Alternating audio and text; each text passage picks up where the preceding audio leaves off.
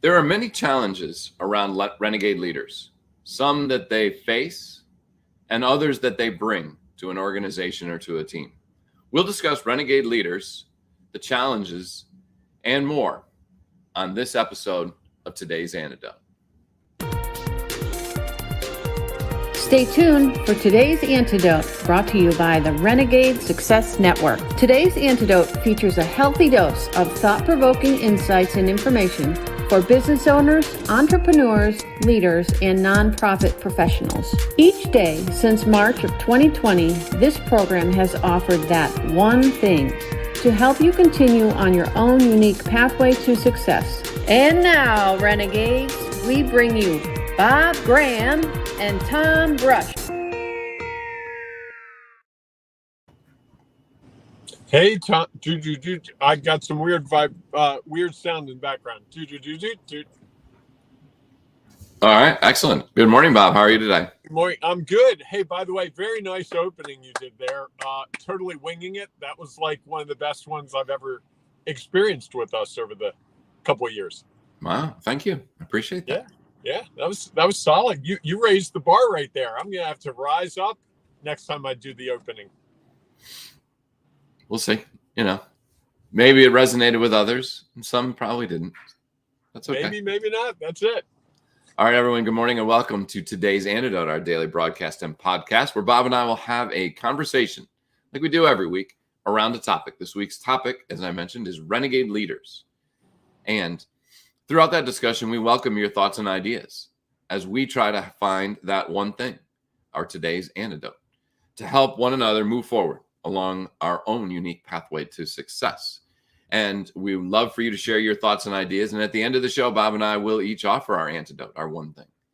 And if you have something you'd like to share, please feel free to put it in the comments, because we know that it will add value not only to our show, it will also help someone out there who's desperately looking for that information. So before we dive into our topic, though, we always do our celebrations. Bob, what are you celebrating today? This is going to be a weird one. So about 26 years ago, I was really sick, and it didn't look good for a little while, believe it or not. And someone gave me a peace plant. I have no idea who. I don't remember. But that peace plant has lived with me for 26 years. And in the last 8-10 months, it's lived in a couple of different places, some that it liked, some that it didn't like. I have a place that's living at now, and this morning when I opened the window, I looked, and the peace plant actually had the white flowers that peace plants have, which is a sign that it is happy. And to me, it symbolizes life. And so I was very excited. I had a little celebration, like these little white flowers are way more important to me than average. So I like that. There you go. How about you? Well, for me today, there's only one thing to celebrate. Today it's not an anniversary of ours. You don't have to worry that. Is it your birthday? No. Good. It is. That'd be about the surprise I need. It is my oldest daughter's birthday today. So Okay. The first child that Liz and I had is celebrating her 26th birthday, which is a celebration. It's about the same age as the peace plant. About the same age as the peace plant. Interesting. And there's celebrations for a couple of reasons. One, obviously, that it's her birthday. And it's sort of scary a little bit to think that I have a child that's 26 years old.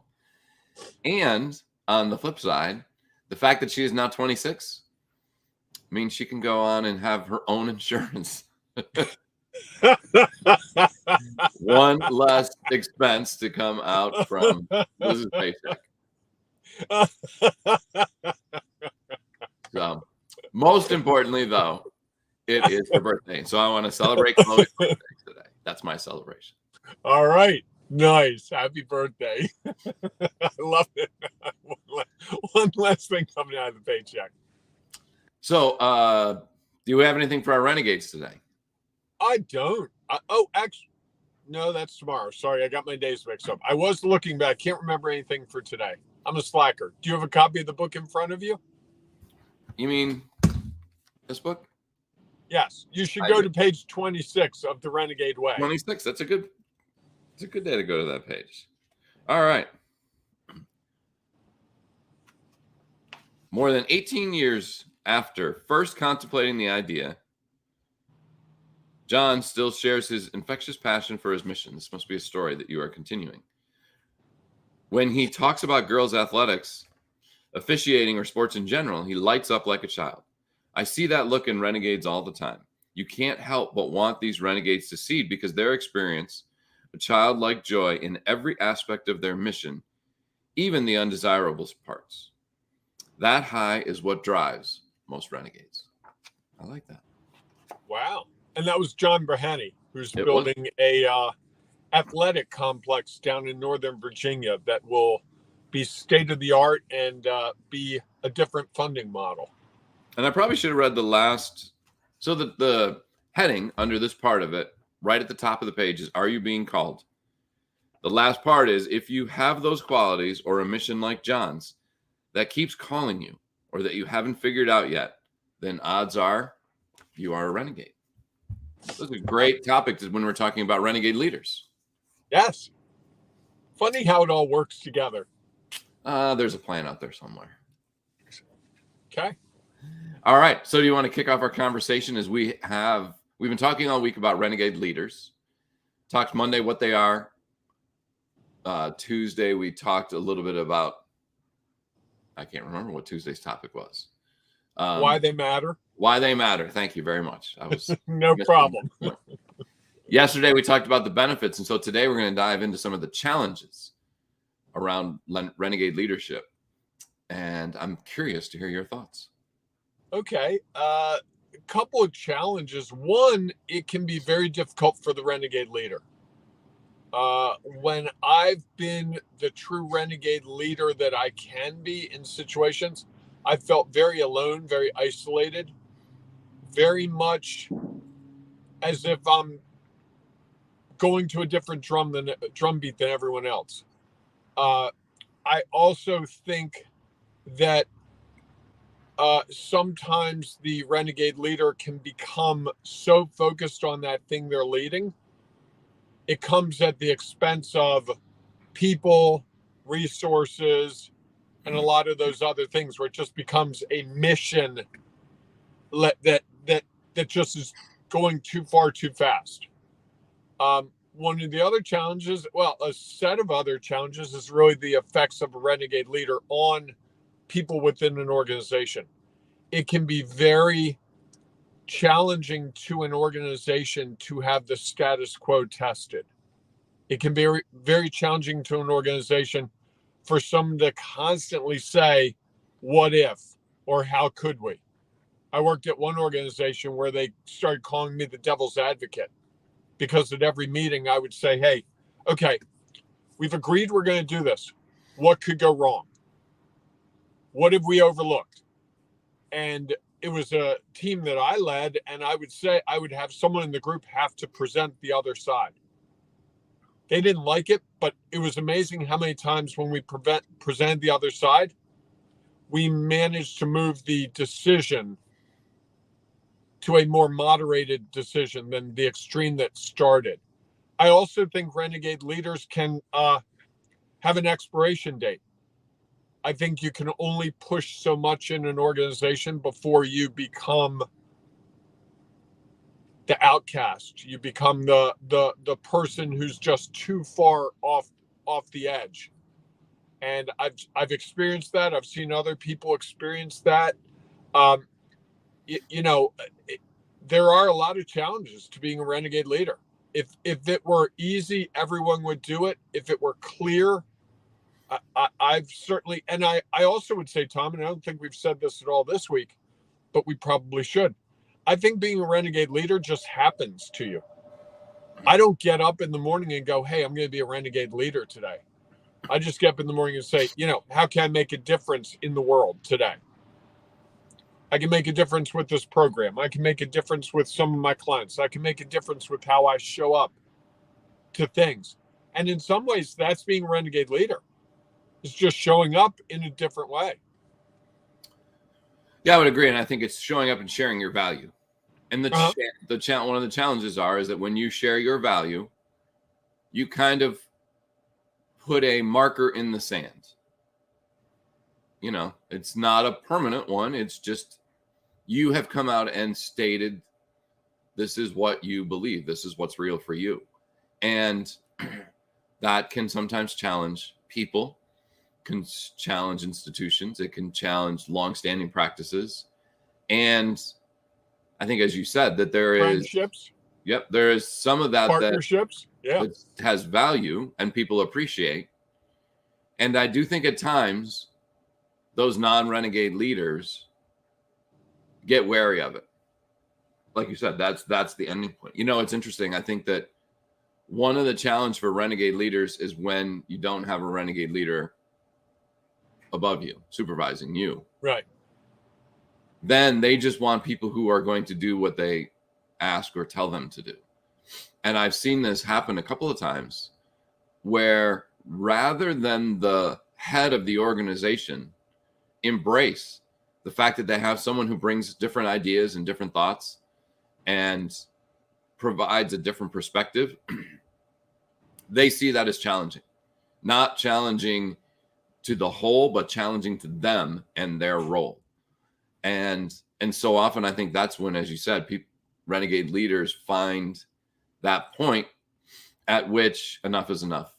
And it's time to either move on, or they are going to be moved on because the person who is running the organization, head of the team, goes from appreciating what you bring to seeing it as either challenging or undercutting what they are trying to accomplish. And I think that makes it hard for the renegade leader and for the organization, because the organization is now struggling between here's what we have and we know what this person brings, and here's this other person who brings something completely different, that have now become at odds, and the organization has to choose. And I think, unfortunately, so often the organization chooses with the status quo, those who aren't rocking the boat, because it's easier. And I think that makes it hard for that person to want to be a renegade leader. It's almost like the work world is unbalanced in that regard. You know, and I think that one of the other challenges that when you are the renegade leader and you come in and try to create change, even if you are the person at the top, so often people don't want that. They are very happy with the status quo. They're very happy with doing what they've always done, and because that's comfortable. And I think that when you try to change that, even if there's new value and people discover new value, that almost becomes too daunting to imagine. You know, I've seen people come in, and some people flourish when there's a renegade leader, because now they're like, oh, okay, I now can share all these thoughts and ideas that I've had. And then there's the other part of the organization that is like, I'm tired of sharing. It's almost like too much work for me to constantly be asking the question, why? Rather than saying this is right or this is wrong, we go in and say, okay, what went well, what didn't go as planned, and what do we do differently? What might we do differently? And I think that there's some lack of clarity for some within an organization when you're trying to discover, and they really desperately want to just judge. And I think so when you're the renegade leader, those are some of the things you're going to see. And at some point, I think the renegade leader has to see that, again, everyone's different. Not everyone chooses to be the renegade leader. And that how do you manage those people who are very comfortable and those who want to take this new, different approach? And I believe that both have value. And that can be easy for the renegade leader to forget, is that those people who are very comfortable in doing the status quo, there is value there. It's just different. that was a hard 4.5, 5 minutes to listen to. I experienced that in a position as a renegade leader, and I don't know why, but the way you described it was just very powerful to me and really crystallized some things for me. I think there's another component of this that I don't know we touched on, and that is the idea that I think renegade leaders are often trying to do too much too soon and not involving people. So, it's one thing to be the renegade leader and have this great idea. Hey, I think we should do X. But if you can't figure out ways to get your team to get comfortable moving towards X, it can often fail. And when it fails, it's often egg on your face as the renegade leader. And that's the other part of being a renegade leader that I've come to realize. There's a bullseye on your back. That people are just, you're that change agent that scares them. So they're looking for that time where you don't succeed. I can think of one job where when a contract wasn't renewed, there was a list of 30 things that they were going to tell me that I had done or didn't do. I don't think there was a list of here are the 30 things that you did a great job on. It was just you're pushing us way too far. And isn't that all based on results and a judgment? Yes. And I think that's sometimes we get caught up in, and I think it's interesting. You started talking about that, and I started to really wonder whether or not that person was a renegade leader or not. Because I almost think that sometimes the renegade leader goes in and tries to understand. And while, yes, they are going to have some ideas that people will see value in and other ideas that people won't see value in. And as the renegade leader, to take all of that in stride. This is a little different, but we talked about this when we've used the example of speaking because we both do speaking, and that you get a lot of feedback.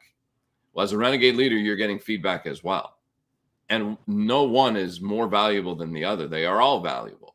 Right. Yet so often I think we look at the results. Because some of the words that you used in that description were too much, too soon, failure, all judgments. Yes. And I think it's the easy trap to fall in. Is that either others are going to judge us or we're going to judge ourselves based on the results, not on what are the actions that we took and how do we figure out how to move forward based on whatever the results are. Okay, they are what they are. We can't control them. And I think everybody wants to believe that we can control the results. And thus they will start to judge that leader based on the results that sometimes they don't have a lot of control over. And I think that, again, becomes part of the challenge of being a renegade leader is understanding that not everyone is going to buy in to what you're doing. And that's okay. And then it's up to them to make choices. If they don't buy into your plan, they can share, and that can have an impact on you. And you can then decide, maybe there are things that I need to modify of what's real for me. And maybe it's not enough for them. And then they can take the choice to leave. And I think organizations sometimes see people leaving as a quote unquote failure of the leader, rather than just they are different. What's real for them is different. And someone chose that it was too different. And so it was time for them to move along. Yeah, I think there's a friction point when you have a renegade leader in any kind of organization. I think you can look at friction as a good thing or a bad thing. If it slows you down, it tends to be something people think of as bad. If it causes you to have a new reaction, something new comes out of it, I think then it's a good thing. And I think you're right. So often we judge it based on those results rather than just that we did this thing. I mean, I'm going through this with a group I've been leading for a while, and I'm frustrated by the lack of results in what I thought I would accomplish in 2 years. And I've been really trying in the last couple of days to let that go and just say, here's what I tried. Here's some things that this organization never did before, and I'm proud of those things. It's a hard place to get to, really hard place to get to. Yes. And I think that it goes back to if you believe you're adding value, can you be comfortable enough with that? Right. Whether the results are what you would expect or unexpected. And how do you use those to then just move forward, not to judge where you are and what you've been.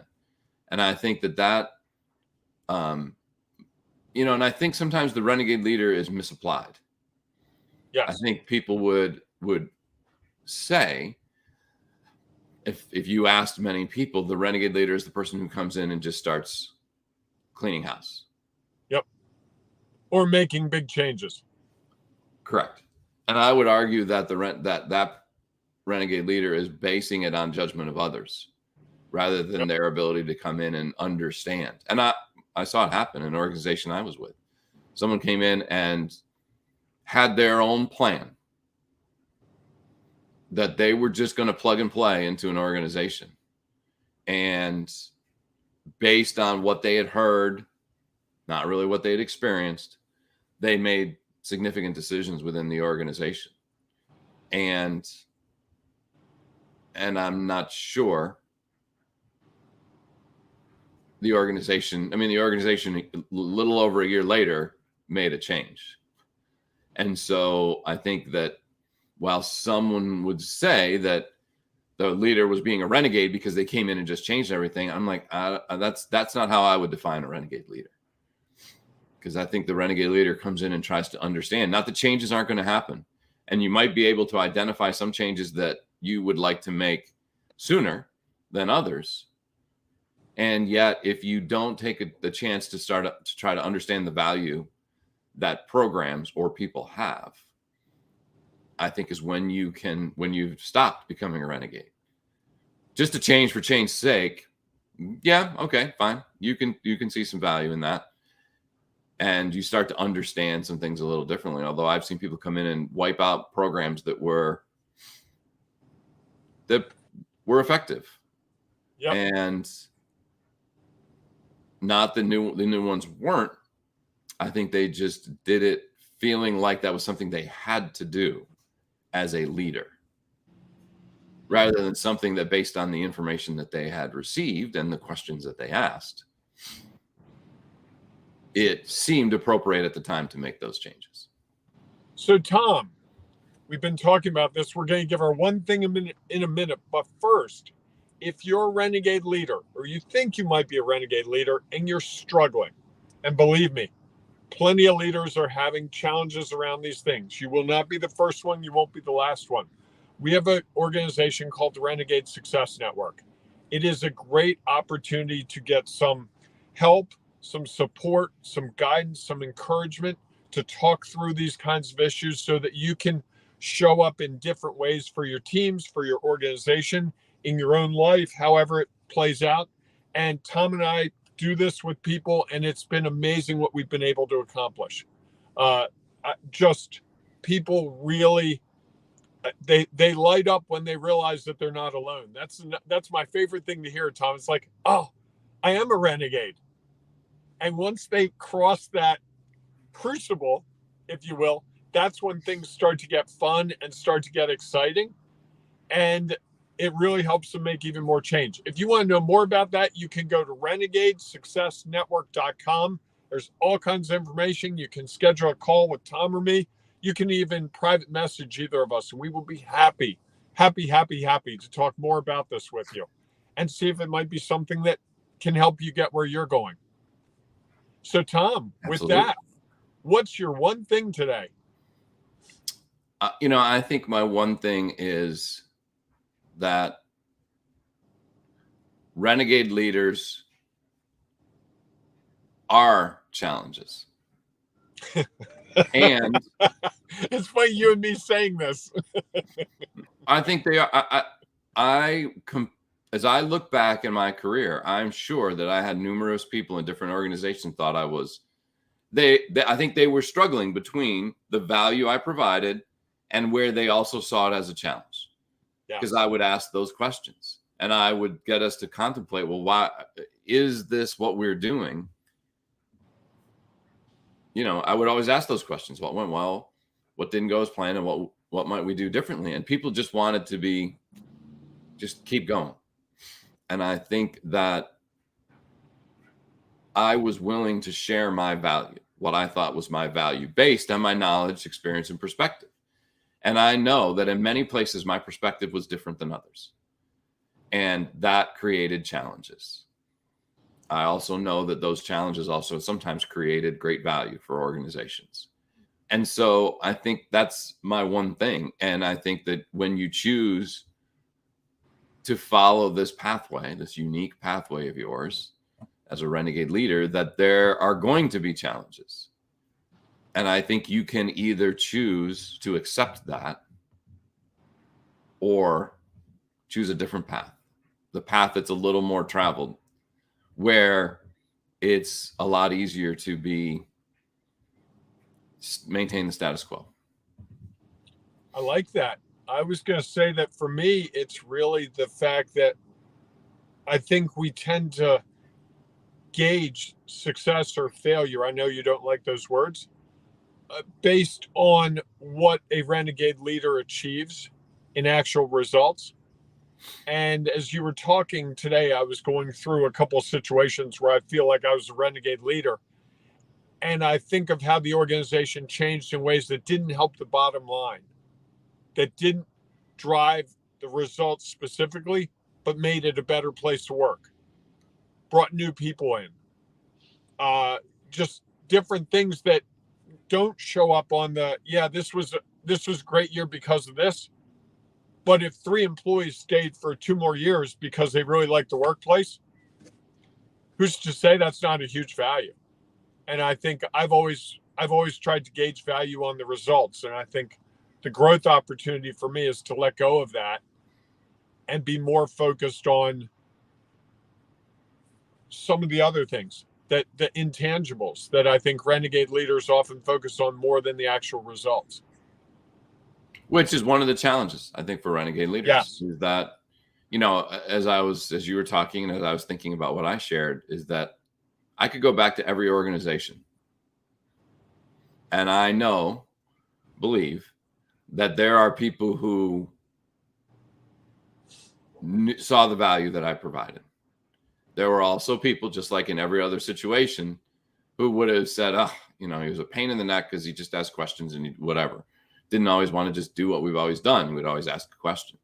And so I think that the renegade leader leaves an impact in many ways. And that impact varies based on the person that you talk to. And I almost think that's all we can do, in my mind, is that if you can create impact, add value, knowing that not everybody's going to agree with it, then you are a renegade leader, and being okay with that and walking away and saying, you know what?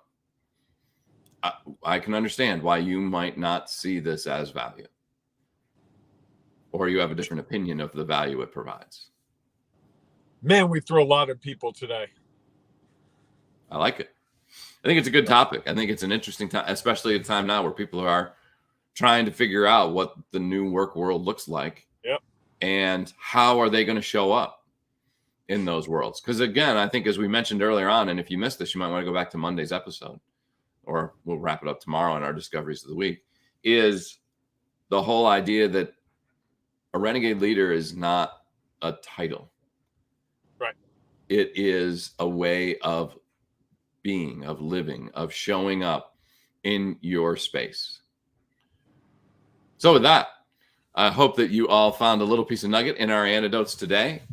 If you have your own you'd like to share, even if it varies or is different from what we had to share, or is completely on the other side of the conversation and you believe that renegade leaders offer no value, we'd love to hear that information, because we know it will impact what's real for each of us. So please feel free to share it in the comments on whatever social media you happen to be watching the show on this morning or this afternoon or this evening, whether it is Facebook, YouTube, Instagram, Twitter, or LinkedIn Live. Yes, LinkedIn Live.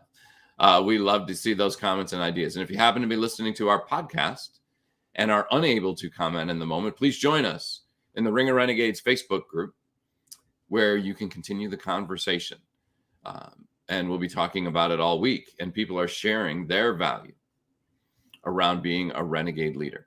So we look forward to seeing you inside our Ring of Renegades Facebook group, or we'll see you tomorrow morning. What time tomorrow, Bob? 8 or 7? I think we're recording it, so it doesn't matter. Ooh. I wanted to share the time so that they, those who are looking for it. Let's do 7 for consistency's sake. Okay. So we will see you at 7 a.m. Eastern time for our next episode of today's Antidote. Have a great day, everyone. Hey, embrace the renegading you and go out and be a renegade leader, whatever that looks like. Ask one question, challenge things a little bit. You'll be surprised what happens. I like it. All right. We'll see you all soon. Thanks for listening to today's Antidote, powered by the Renegade Success Network. The Renegade Success Network helps you confidently create your own unique pathway to success. To learn more about the Renegade Success Network and how you can take your next step, follow us on Twitter, connect on LinkedIn, or join the Ring of Renegades Facebook group. For full details on how you can join our community, go to renegadesuccessnetwork.com. Embrace the renegade in you.